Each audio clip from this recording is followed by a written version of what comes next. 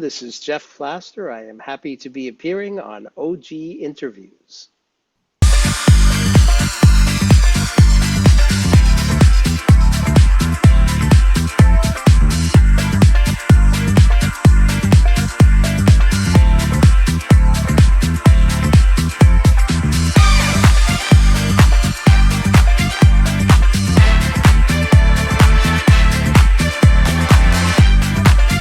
Discussing a little bit more on the characters, do you have a favorite character, and what do you think the audience will, who do you think the audience will relate to, and also maybe become their favorite? Yes, these are two separate characters. My favorite character is Jimmy's reflection. Jimmy, at the beginning of the story, is content with his bouncing in and out of prison. But on the day of we have a perfect storm. On the day the story starts, the day of his release from prison, 2/2/22, and he is triggered, and suddenly the dormant part of him that believes that he can do better wakes up, splits off, and becomes an independent character, his reflection. So now when he is looking in the mirror, he's seeing somebody else who looks like him but has his own mind. So that is the kind of the central device of this story, and also central in the music. So that's my favorite character.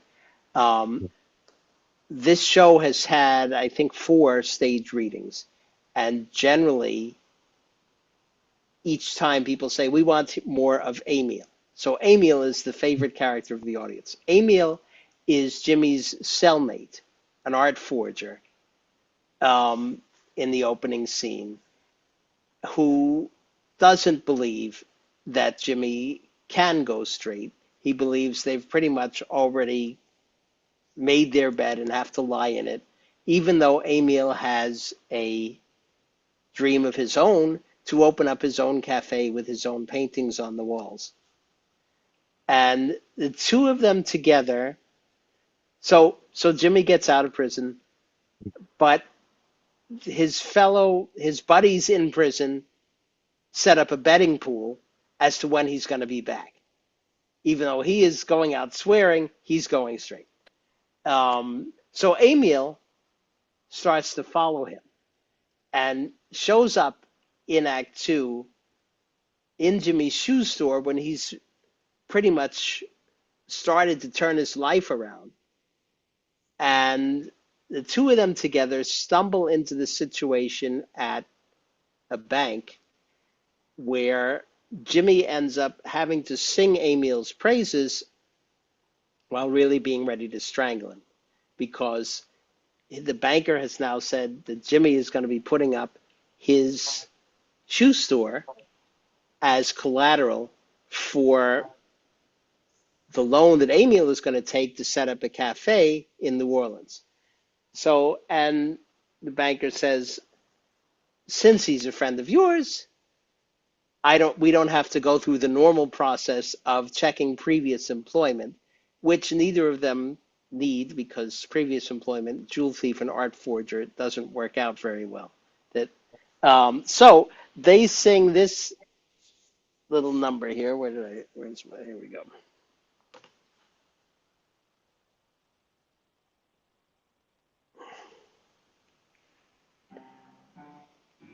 My old companion, my buddy, my friend, who would have thunk it together again like magic?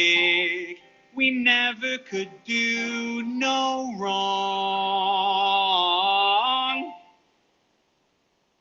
Go on. Yeah. So you'll notice there was this kind of a couple of things. So we just kind of have never could do no wrong. It's like, how about it? You gonna let me off the hook now? She says, go on. No, not gonna let you off the hook. Also notice we're so used to hearing double negatives in songs but this time he really means it. We never could do no wrong, meaning always we did something wrong.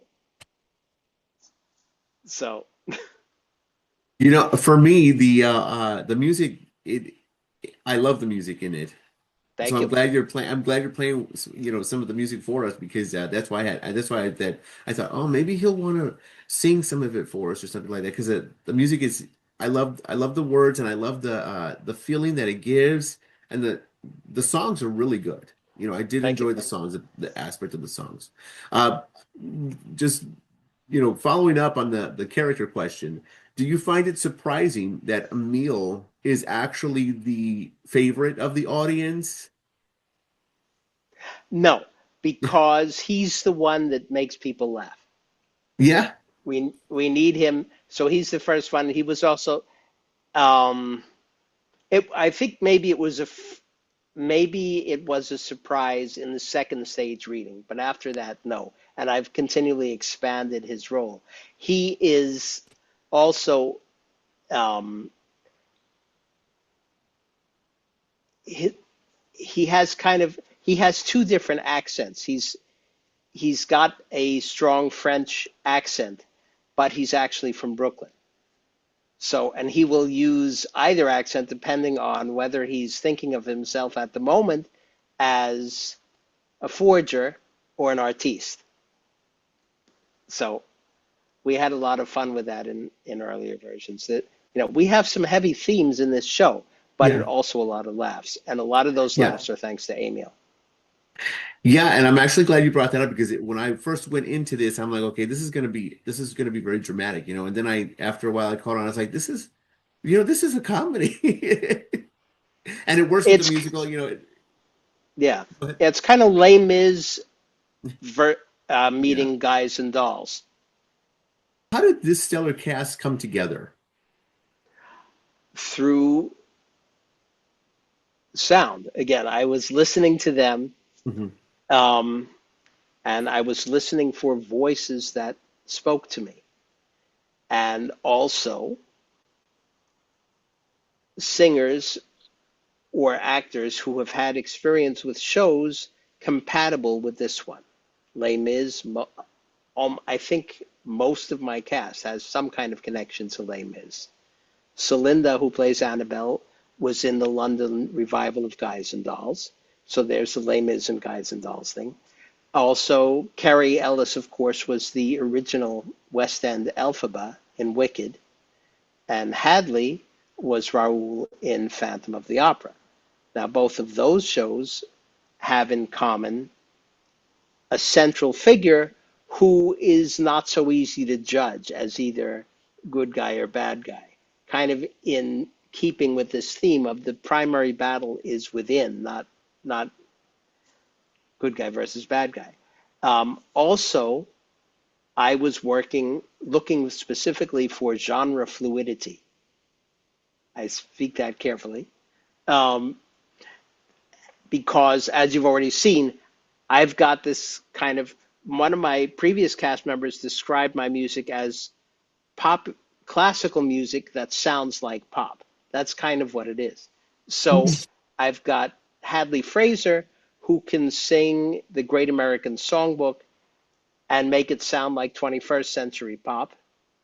I've got Carrie Ellis who has sung West End, Broadway, but also crossed over into more popular music in her albums with Brian May.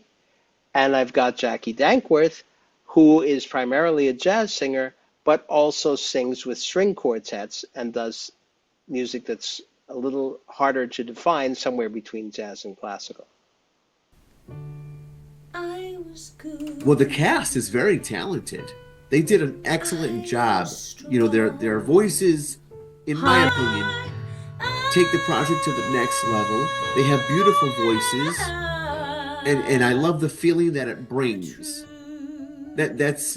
That's how I would say that this project is enhanced by the music because to me the voices are they're just beautiful voices. They did a wonderful, excellent job. Yeah, Um, I got people at the top of their profession. It was uh-huh, like yeah. going from going from high school into graduate school without having to. When casting for an audiobook musical project like this, what did you take into consideration, or what does one generally take into consideration?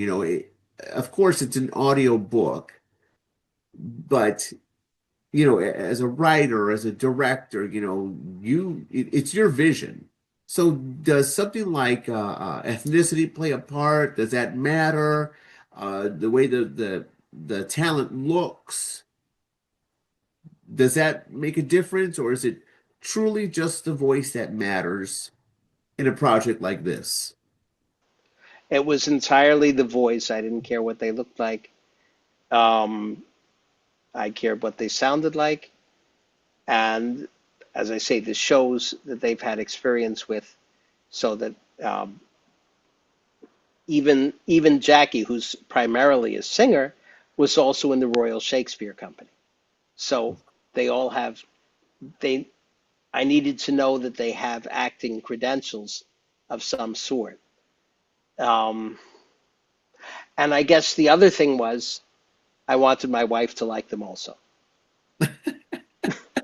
Especially Kerry, who plays Jen, because the character of Jen is based on my wife to some extent. Okay. Yeah, then your wife had to like them then. She especially had to like Kerry. But she did. She loves Kerry. So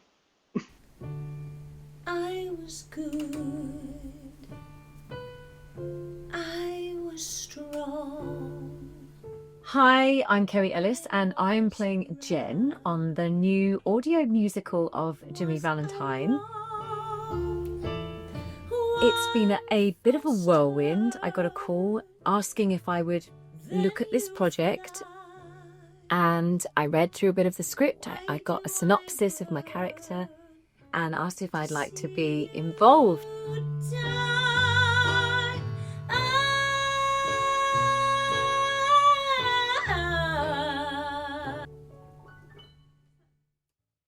Hi everyone, my name's Simon Shorten. I am the male ensemble cast for Following Jimmy Valentine here at Lily Jukebox Studios with Wireless Theatre. Jimmy Valentine itself is going to be a great thing to listen to. It's really great fun. There's a lot of great characters in there, lots of comedy, lots of nice serious bits too. So check it out when it gets released.